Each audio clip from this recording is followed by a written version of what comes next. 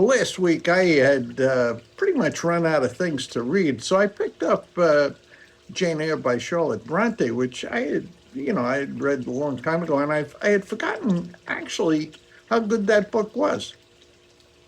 But the question that immediately came to my mind was, which character in Game of Thrones is Edward Rochester most like? And I considered a number of candidates, and I ended up concluding that it was really, he's most like Tyrion Lannister.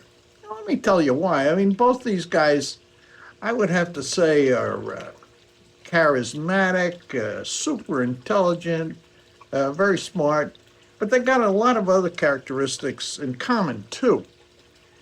Start off with the fact that just physical appearance. Now, Edward Rochester, he asks Jane Eyre at one point, in fact, in that tea party scene, he asks her, am I handsome? And Jane Eyre says, nah, you're really not. Now, he is absolutely a stud. I mean, there's no question about it.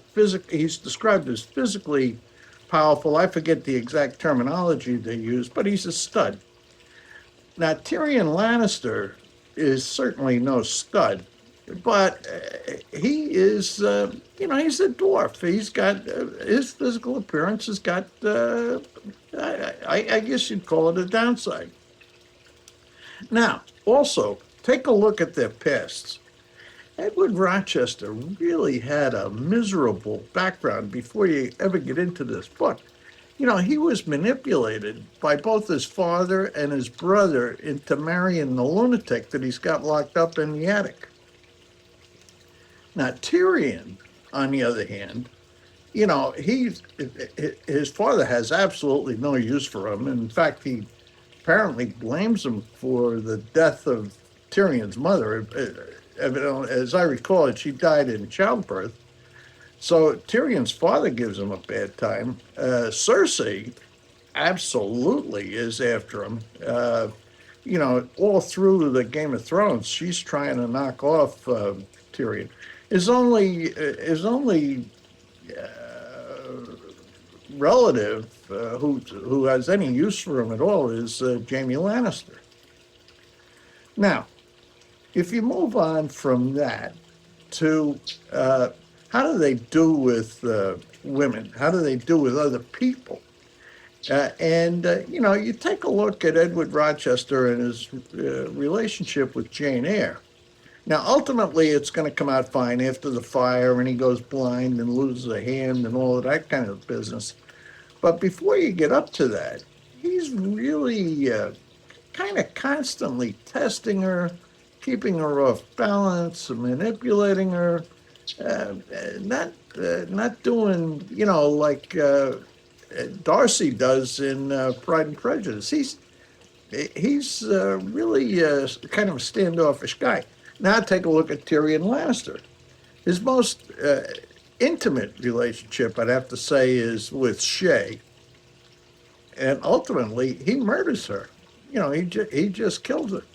If you take his relationship with Jon Snow and with Sansa, there's always something that's just a little bit not right about it. He's not fully committed to these people. So you've got those factors, and I'd say you've got another one, which is to say, how do these two guys end up becoming, in a way, kind of admirable?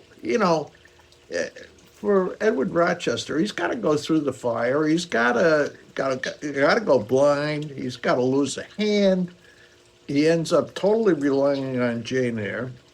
And if you take Tyrion, what happens is, when you get towards the end, he eventually becomes Daenerys Targaryen's closest advisor.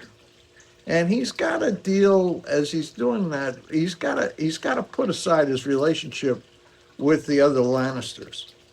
So anyway, for all these reasons, I think that Edward Rochester and Tyrion Lannister are sort of two peas in a pod.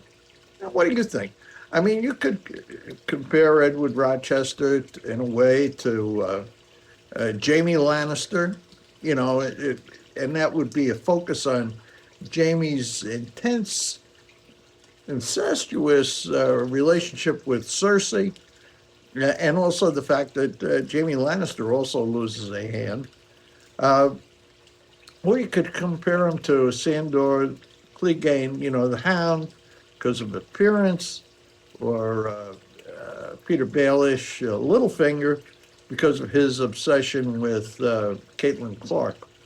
In any event, I conclude that Edward Rochester is most like Tyrion Lannister. I'd love to hear what you've got to say, what you think. Is there anything to it? So, in the meantime, that's my report for this week. Next week I'll have another one. I'm reading a pretty good history book right now, and I'll see if I can't plow through it before next Sunday. In the meantime, see you then.